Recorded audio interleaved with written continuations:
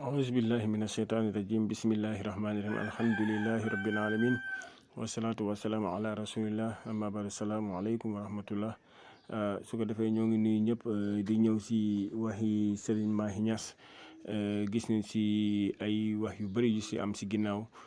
ku nekk ak ni mu ko gisee waaye ñun dëkk xam naa ne beneen position la ñuy ñëw rek incha allah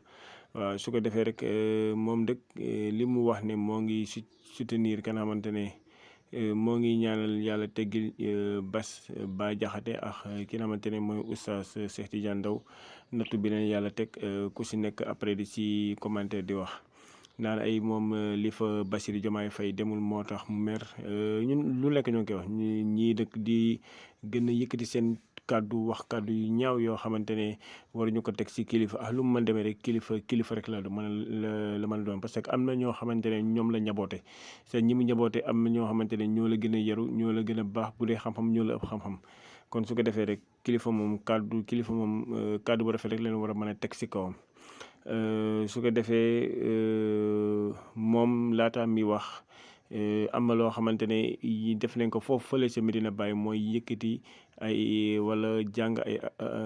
jàng alxuraanu karim ay kaamil yu bëri jagle ko nga xamante ne mooy réew Sénégal pour yàlla def fi jàmm def fi sutura loolu rek doyoon na waaye ndek ñi nga xamante ne xamuñu woon lii waral objectif boobu mu daje woon ba mu faral yëkkati kàddu bi mu yëkkati noonu jëmale ko si Bass Bah Diakhaté ak ki nga xamante ne mooy Cheikh Tidiane Ndao moo tax mu indi ay polémique yu bëri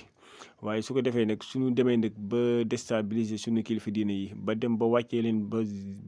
ba si suuf su ko defee rek kenn du amati cër si ka xamante ne mooy kilifa diine yi kon lépp lu fi mënti am rek doo dégg ñu naan ne kilifa diine yi wax parce que lu tax parce que ñun suñu jëm bopp ñoo leen dem ba ñàkkal leen fayda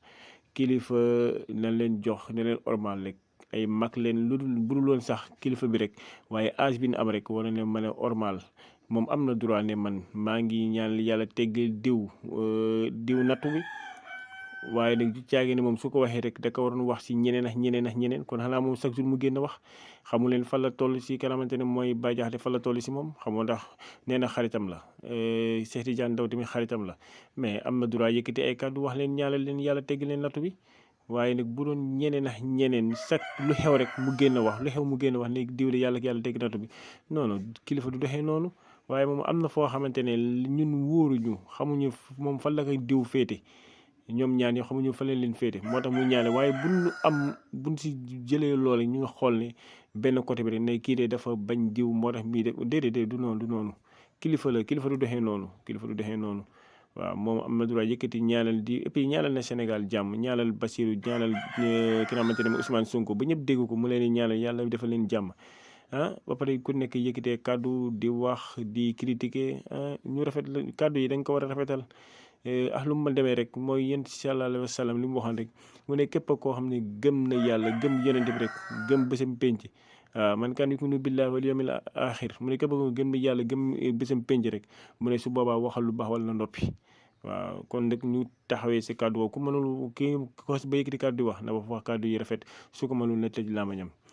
di ñaan yàlla gën fi jàmm salaamualeykum wa rahmatullahi